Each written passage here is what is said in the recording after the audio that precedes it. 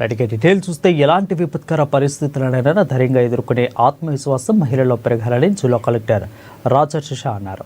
మహిళలపై హింసకు వ్యతిరేకంగా నవంబర్ 25 నుంచి డిసెంబర్ 10 వరకు జరుగుతున్న అంతర్జాతీయ ప్రచారోద్యమం చేపడుతున్నారు.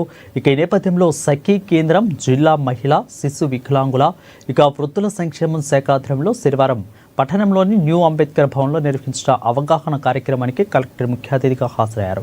మహిళలపై హింస నిర్మూలన కోసం సమాజం అంతా ముందుకు రావాల్సిన అవసరం ఉందని ఆయన అన్నారు.